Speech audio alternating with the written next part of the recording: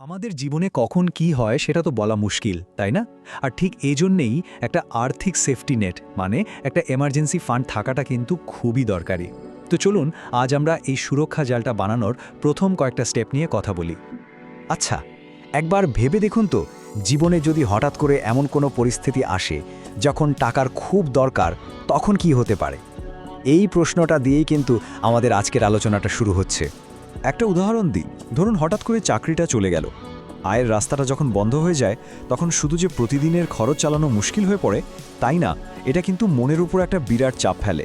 কিংবা ধরুন পরিবারের কারো হঠাৎ চিকিৎসার দরকার পড়ল, এই ধরনের খরচগুলো তো অনেক সময় বেশ বড় অঙ্কের হয়, তাই না? আর আগে থেকে তৈরি না থাকলে এগুলো সামলানো কিন্তু সত্যি খুব কঠিন। শুধু তাই না, আরও অনেক কিছুই হতে পারে। যেমন ধরুন বাড়ির হঠাৎ কোনো বড়সড় মেরামতের কাজ বেরোলো বা অন্য কোনো পারিবারিক সমস্যা যার জন্য সঙ্গে সঙ্গে টাকার দরকার। এই সব কিছুই কিন্তু আমাদের ফাইন্যান্সিয়াল স্টেবিলিটি মানে আর্থিক স্থিতিশীলতাকে একবারে নাড়িয়ে দিতে পারে। তো এই সব সমস্যার সমাধানটা কি? সমাধানটা হলো একটা ইমার্জেন্সি ফান্ড। খুব সহজ করে বললে এটা হলো এমন একটা জমানো টাকা যেটা শুধু এই ধরনের হঠাৎ আসা আর্থিক বিপদ সামলানোর জন্যই আলাদা করে রাখা হয়। এই ব্যাপারটা বোঝার জন্য একটা দারুণ উপমা আছে। দেখুন, ইমার্জেন্সি ফান্ডকে ভাবা যেতে পারে একটা ফায়ার এক্সটিংগুইশারের মতো।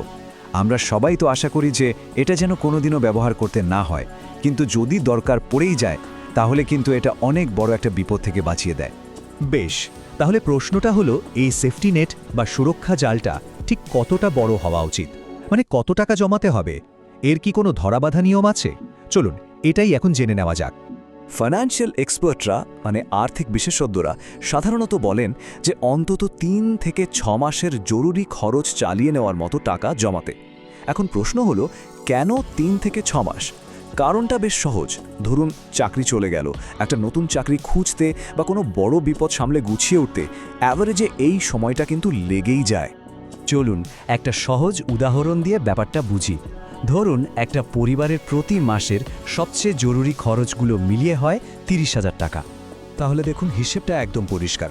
যদি মাসে ৩০,০০০ টাকা খরচ হয় তাহলে ৩ মাসের জন্য লক্ষ্যটা হবে ৯০,০০০ টাকা। আর যদি ৬ মাসের জন্য প্ল্যান করা হয় তাহলে সেটা হবে ১,৮০,০০০ টাকা। যখন আমাদের সামনে এরকম একটা পরিষ্কার টার্গেট থাকে তখন কিন্তু জমানোর পরিকল্পনা করাটা অনেক সহজ হয়ে যায়। আচ্ছা, টাকা তো জমানো হবে, কিন্তু এই টাকাটা রাখা হবে কোথায়? দেখুন, এর জন্য ৩টে জরুরি বিষয় মাথায় রাখতে হবে। প্রথমত, এমন জায়গায় রাখতে হবে যেখান থেকে খুব সহজে টাকাটা তোলা যায়। দ্বিতীয়ত, যেখানে রাখলে আসল টাকাটা কমে যাওয়ার ঝুঁকি থাকবে না বললেই চলে। আর তৃতীয়ত, যদি সামান্য কিছু সুদও পাওয়া যায় তাহলে তো খুবই ভালো। এখানে দুটো খুব জনপ্রিয় অপশানের তুলনা করা হয়েছে। একটা হলো সেভিংস অ্যাকাউন্ট, আরেকটা লিকুইড মিউচুয়াল ফান্ড। সেভিংস অ্যাকাউন্টের সবচেয়ে বড় সুবিধা হলো যখন খুশি সঙ্গে সঙ্গে টাকা তোলা যায়, আর ঝুঁকি বলতে গেলে একদমই নেই। কিন্তু হ্যাঁ, রিটার্নটা একটু কম।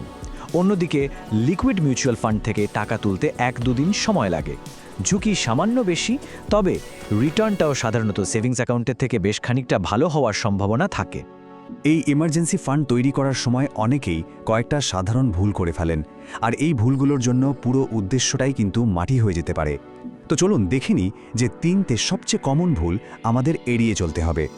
সবচেয়ে বড় ভুল নাম্বার 1, এই টাকাটা শেয়ার বাজারের মতো কোনো ঝুঁকিপূর্ণ জায়গায় ইনভেস্ট করে ফেলা। মনে রাখতে হবে, ইমার্জেন্সি ফান্ডের আসল উদ্দেশ্য হলো সেফটি বা নিরাপত্তা, এখান থেকে চটজলদি লাভ করা নয়। কারণ মার্কেট যদি পড়ে যায় তাহলে দরকারের সময় দেখা যাবে আসল টাকাটাই কমে গেছে। দ্বিতীয় ভুলটা হলো ইমার্জেন্সি ফান্ড না বানিয়েই সব টাকা পয়সা লং টার্ম ইনভেস্টমেন্টে ঢেলে দেওয়া। এটা কিন্তু ঠিক নয়। ইনভেস্ট করা অবশ্যই জরুরি, কিন্তু তারও আগে দরকার নিজের আর্থিক সুরক্ষাটা নিশ্চিত করা। আর ৩ নম্বর ভুল, ক্রেডিট কার্ডকে এমার্জেন্সি ফান্ড ভেবে নেওয়া। এটা একটা বিরাট ভুল ধারণা।